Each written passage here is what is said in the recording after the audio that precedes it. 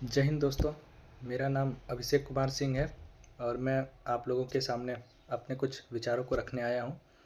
जैसा कि आप लोगों को पता होगा, अभी भारत में सिर्फ एक ही लहर चल रही है और वो है the world largest religious gathering Mahakumbh. Mahakumbh 13 जनवरी को स्टार्ट हो चुका है और 26 फरवरी को ख़त्म होने वाला है।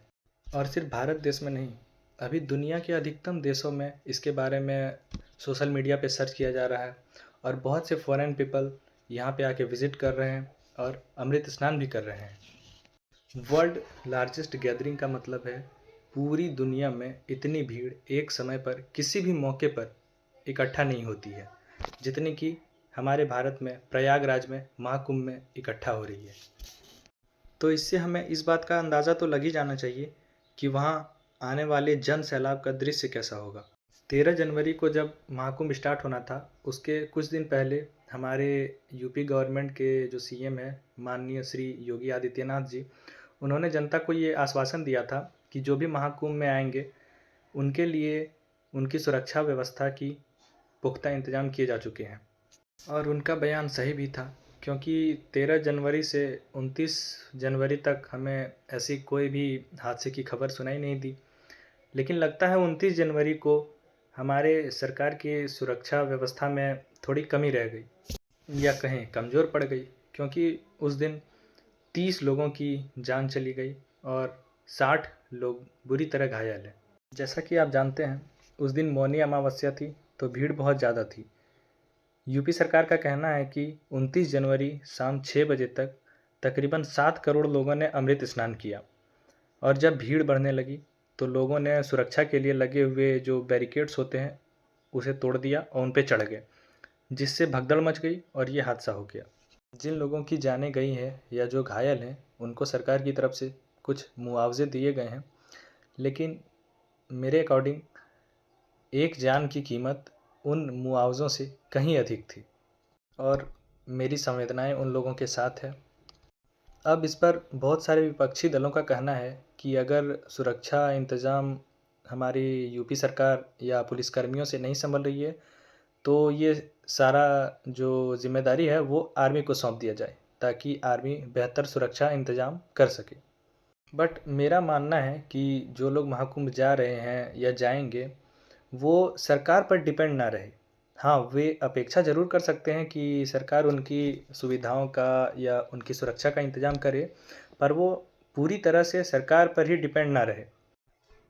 We will also give our 100% for our security, not for other but yourself.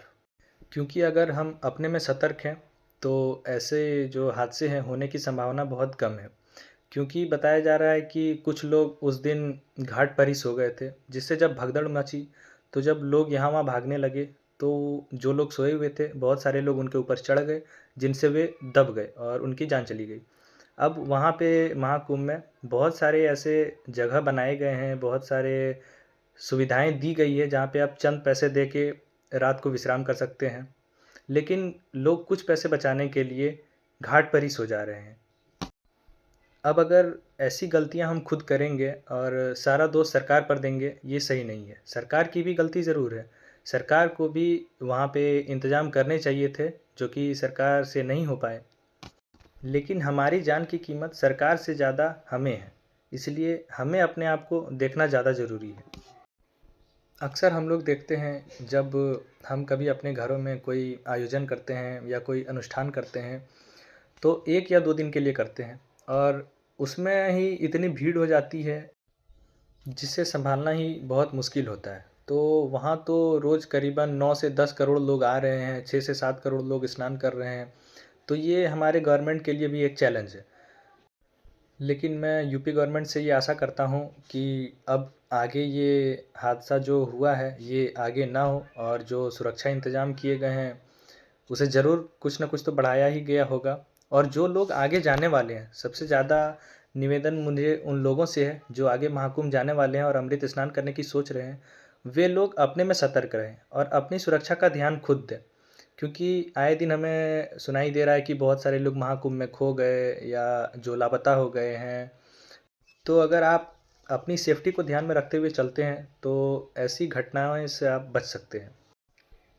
जिन लोगों की जानें गई है और जिनका अभी अस्पताल में इलाज चल रहा है, उनके लिए हमारे माननीय प्रधानमंत्री श्री नरेंद्र मोदी जी ने भी अपनी संवेदनाएं व्यक्त की है।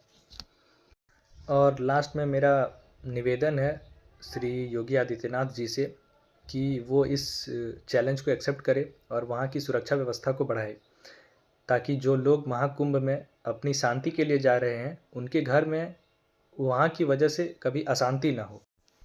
Thank you. जय हिंद।